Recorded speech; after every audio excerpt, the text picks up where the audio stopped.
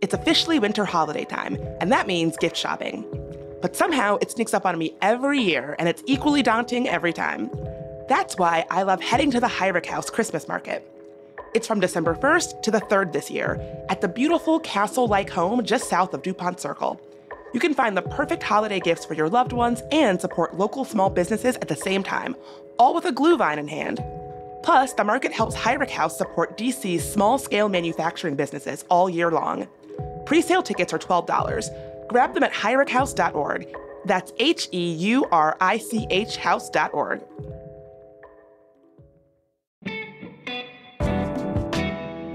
All right, today on CityCast DC, DC is suing a bunch of landlords over a program that may be costing you money. Plus, remember when we talked last week about the FBI moving to Maryland? Well, things have taken a turn for the much, much, much more complicated. And why are climate protesters targeting the National Gallery of Art? I'm here with CityCast's Priyanka Tilve and the Washington Post's Justin William Moyer. And after that, stay right here. Our CEO, David Plotz, will be joining us for a conversation sponsored by Urban Pace about Pasha Homes, a flashy new development right by the Fort Totten metro stop. You don't want to miss it.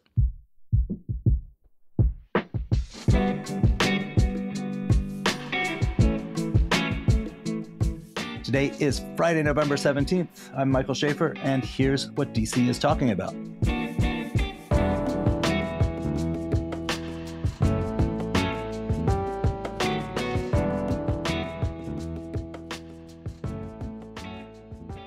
All right, for you new listeners joining us, CityCast DC is the daily podcast that keeps you up to speed on everything happening in DC, the controversies, the big and little news, the best and worst restaurants, what to do around town in the dark of winter. And in today's Friday News Roundup, we are starting off with this big landlord lawsuit. Justin, you reported on this in the Post when it dropped earlier this month. The details of this suit filed by the DC Attorney General are pretty outrageous. It's about a program or an algorithm called RealPage. Can you explain what's in the suit, what the allegations are? Sure. So ever busy DC Attorney General Brian Schwab has decided to sue the company behind this algorithm called RealPage. And basically what this algorithm does is collects data from landlords in different parts of the country, and it makes, I guess what the company would say would be recommendations for rental prices. But Brian Schwab is going to call this a cartel. He's going to say that landlords enter into this system, they use it all together, they agree to set prices according to, what the algorithm suggests. These suggestions aren't really suggestions. The result is a higher rent for everyone in DC who lives in, an apartment building of a certain size or an apartment building that uses this software. Wait, what kind of apartment buildings are we talking about? We're talking about a lot of apartment buildings, according to the DC Attorney General. Software is very widely used in DC. The AG says more than 50,000 units in the district are affected. Rents are artificially inflated, I believe, up to 7%. And in some cases, landlords are incentivized to leave units empty. That is, to rent fewer units for a higher price, rather than get what the industry calls heads in beds. So this is frustrating. Our city's in an affordable housing crisis.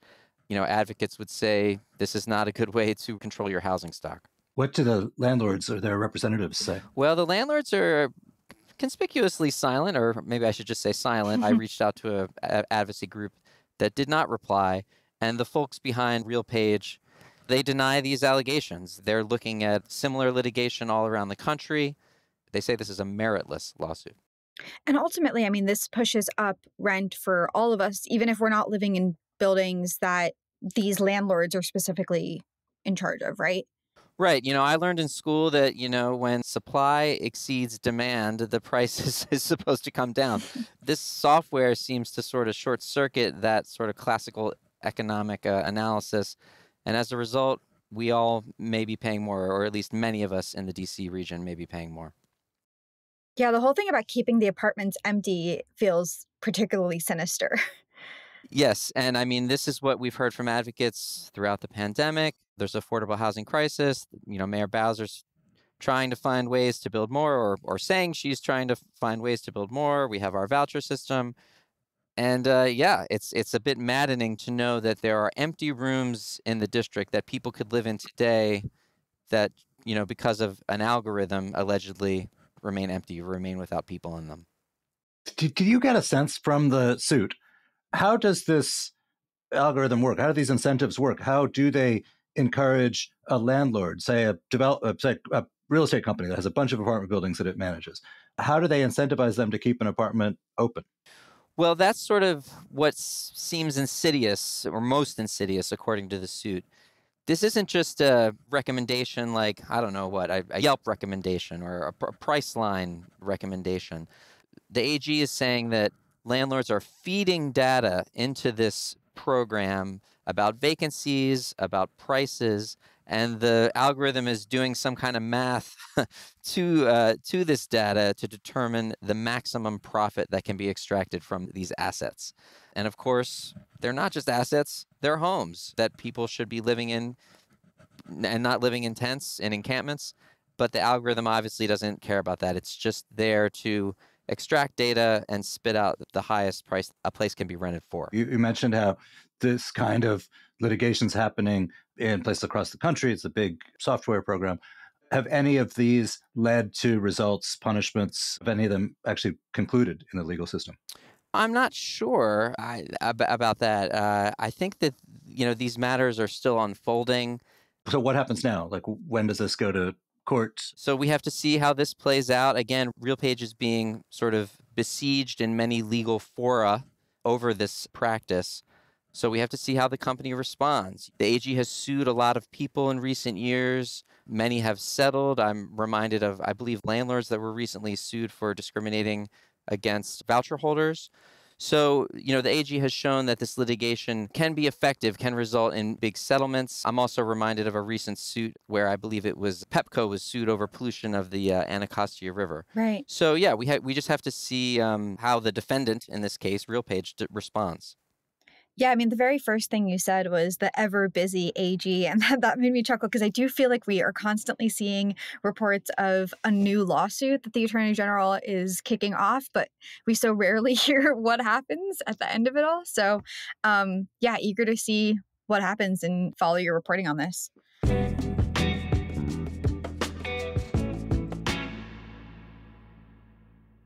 Looking for the perfect gift this holiday season?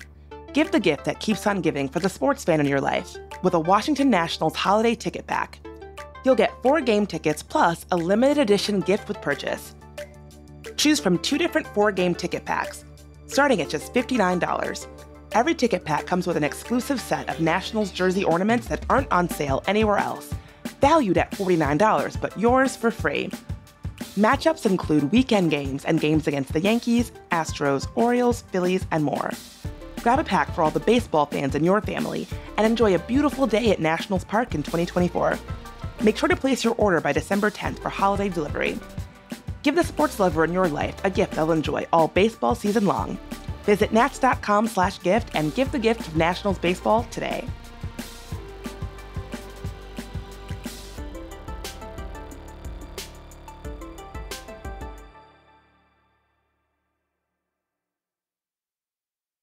All right, picture this. You are at the airport or strolling through the grocery store, and suddenly there they are, someone who seems tailor-made for you. You know that feeling, right? The instant connection you can't ignore. But then they leave. Another missed connection? Not with Never Missed, a new dating app that turns those chance encounters into unforgettable beginnings. It's simple. Download the Never Missed app for free right now on the App Store or Google Play. In just moments, you will be ready to transform fleeting glances into lasting connections. Download the Never Missed app and make your story of how you met an unforgettable chapter in your journey. All right, so last week we talked about the relocation of the FBI building. You know, that beautiful brutalist structure on Pennsylvania Avenue. Oh, so beautiful. So beautiful. There's been a big debate over the last couple of years. Where should they go? It's like it's old school in DC. It's Maryland against Virginia. DC not playing a role, just like it used to be. Last week, the government announced that Maryland had won, that the FBI headquarters would be built in Greenbelt, Maryland, at the end of the Green Line in Prince George's County. This is in keeping with the Biden administration's talk about equity. Prince George's County is a county that has been economically not as robust as most of the other counties. No sooner had we begun talking about this than it turned out this process that led to the selection of Greenbelt has become pretty controversial. The director of the FBI, Christopher Wray, sent an internal email saying, he thought the process had been screwed up, that the three-person panel comprised of people from the FBI and from the General Services Administration, which is like the federal government's real estate agency, had unanimously wanted this site in Springfield, Virginia, which is closer to the FBI's training facility in Quantico, and were overruled by an official of the GSA. That official, he added, used to work at Metro as the head real estate official for Metro, and the new headquarters in Greenbelt is going to take advantage of proximity to the Metro station and Metro's real estate. The FBI director insinuated, but didn't say, that there was something nefarious going on here, that this official had pulled punches on behalf of her former employer. She has since left the GSA and is now the new economic development chief for DC Mayor Bowser. So there's a sort of local piece of this, but there's also this big national thing, because now the Virginia delegation in Congress and bipartisanly has stood up and said, we think this process was unfair and needs to be revisited. The Maryland side, needless to say, think it was perfectly fair and needs to not be revisited. It's gotten into a whole thing.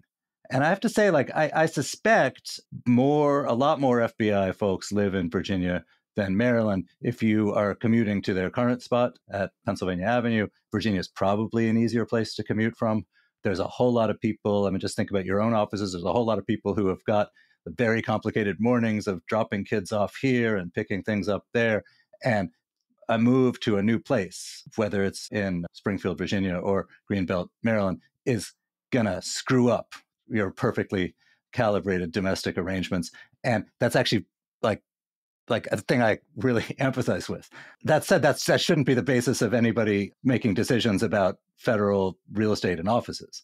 For sure. And the thing that's really crazy about this is that this has been a years-long debate. They've been going back and forth for so long. And the fact that they finally made a decision last week was huge. And now with this formal investigation, are we reopening this conversation? Are we just going to delay this move further? And I don't understand what the next steps here are.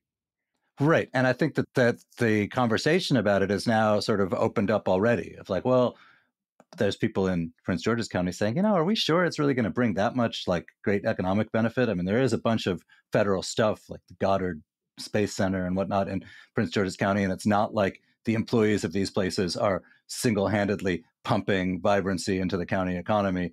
And do we really assume that the feds that the G-men at the FBI headquarters are going to be stepping out to the dry cleaner or spending big on lunch in ways that create jobs?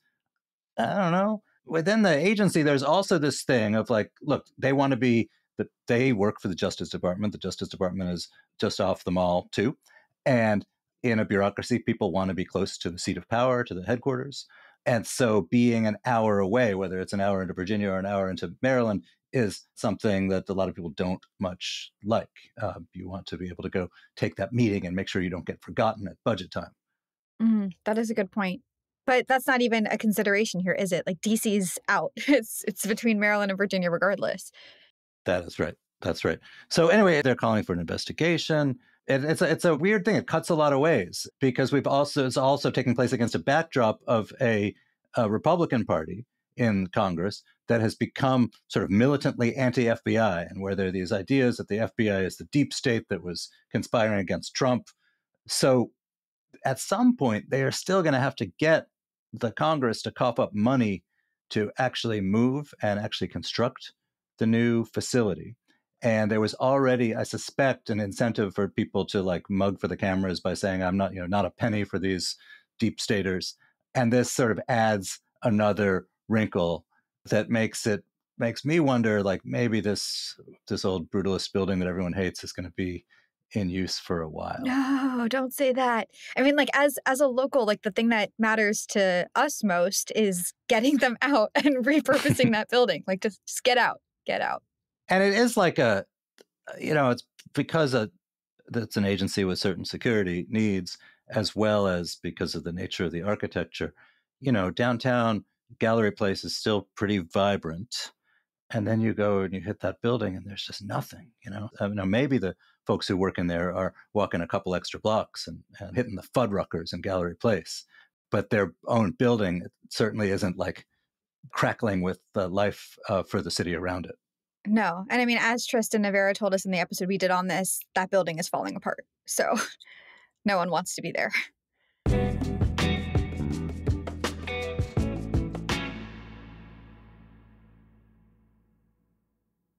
All right, so just a couple more blocks from there, walking distance at lunchtime, if you were so inclined, is the National Gallery.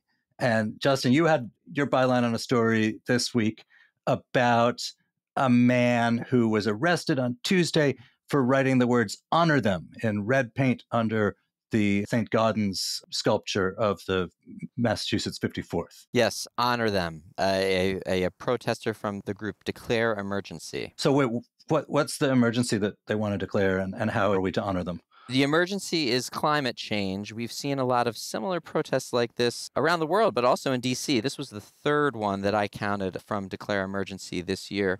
These folks want President Biden to declare a climate emergency, and they've staged these kind of performative events where they, write something on a famous statue in a museum.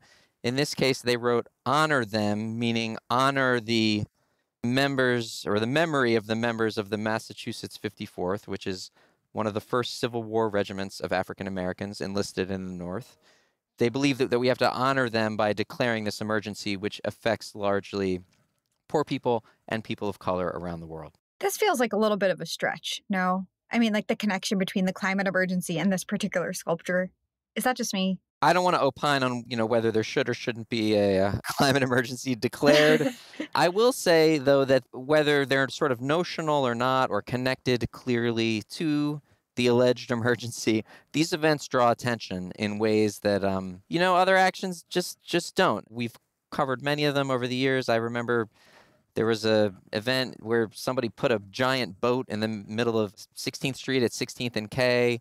And I think the implication at the time was that seas were rising. And so here's this boat and we're chained to the boat and you have to remove us and deal with us. This got a lot of coverage and a lot of attention that I feel like, a normal protest or petition or letter writing campaign does not. So maybe the connection that you're seeking is not what is not important even to those involved. They just want press coverage. That's a fair point.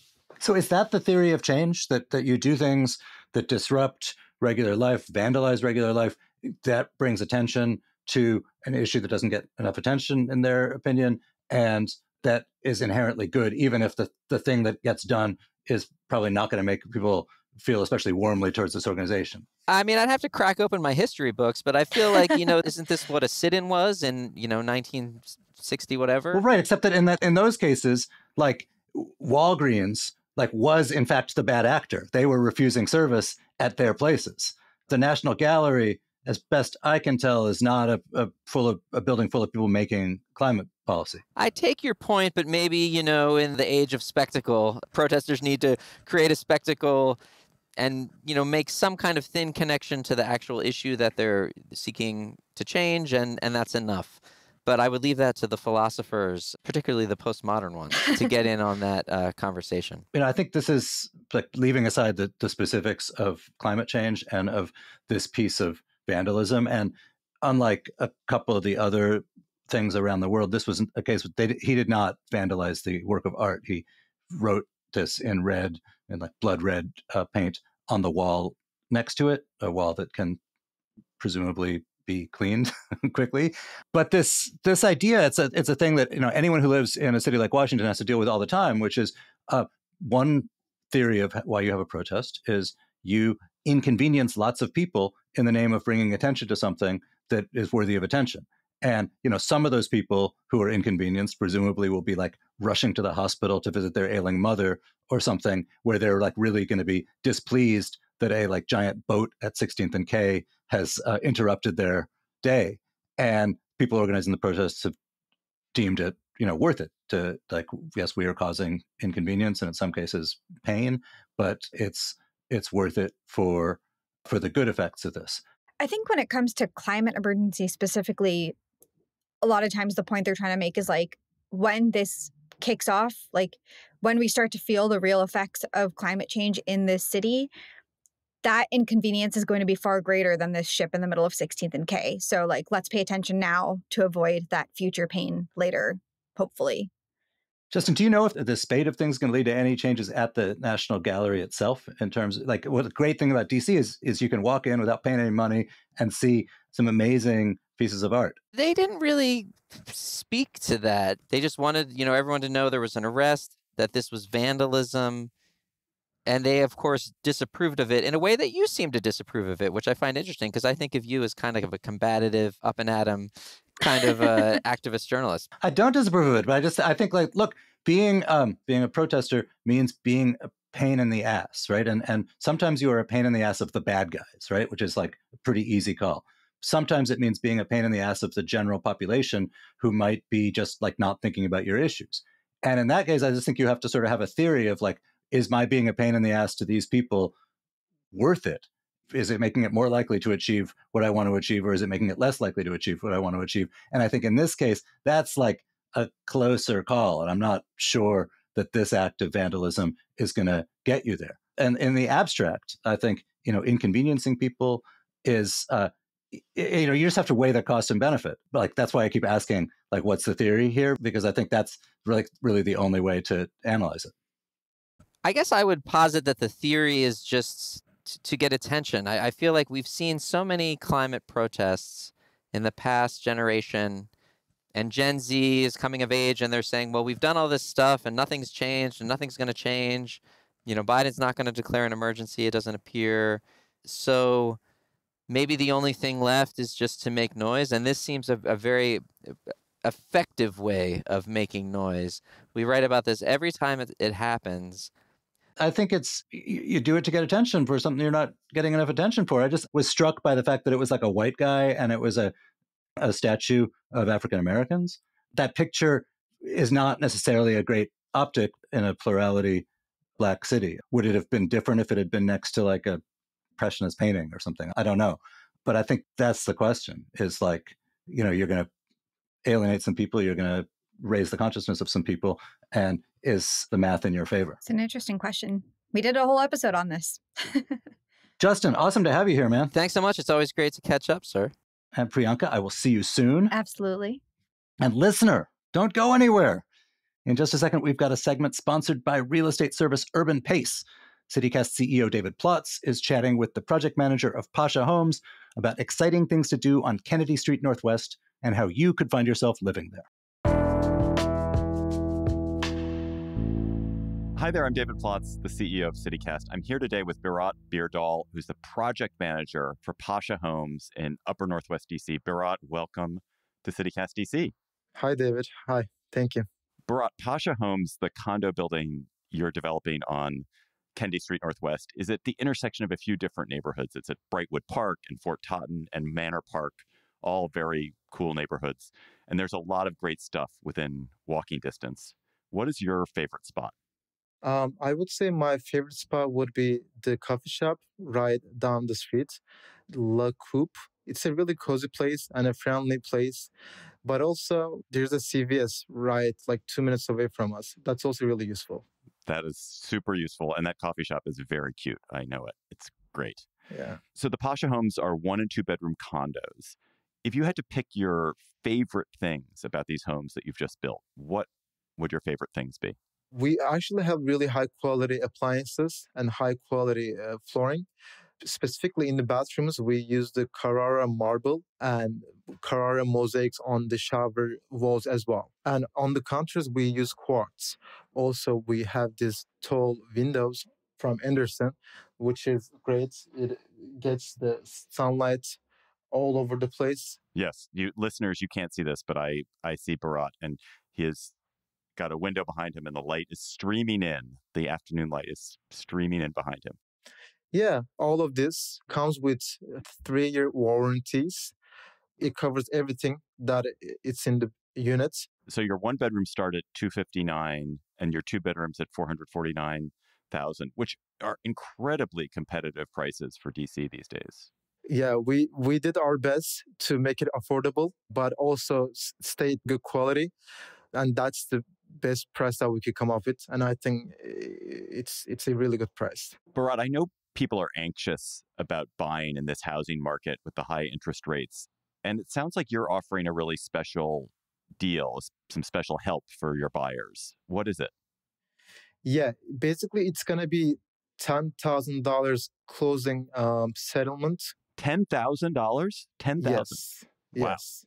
Yeah, we wanted to help out potential buyers. As you mentioned, it's like rates are getting really high, the interest rates. So we wanted to find a way to help people, So when they settle, they get $10,000 to help them pay for whatever it is they want to pay for. Yes, exactly. So Bharat, before you go, where can people learn more about Pasha Homes? Yeah, we actually have a website, pashadc.com. And then if people have specific questions, they can ask us from there and we can respond to them as soon as possible. Bharat Bardal, thank you for joining us on CityCast DC. Thank you, David, for having me. Again, check out pashadc.com to learn more about Pasha Homes in Northwest. We will have a link for you in our show notes too, so you're just a click away. Thanks for listening. And that's all for today here on CityCast DC. If you want to learn more about Pasha Homes, check out our show notes. All the details are there. Our executive producer is Priyanka Tilve. Our producers are Julia Karen and Elizabeth Kama. Our newsletter writer is Kayla Cote-Stemmerman. Our production assistant is Susanna Brown. And our hosts are Bridget Todd and me, Michael Schaefer from Politico. Music is by Alex Roldan. If you enjoyed the show, think about scrawling it on the wall of a prominent art gallery. We'll be back Monday morning with more news from around the city. Bye.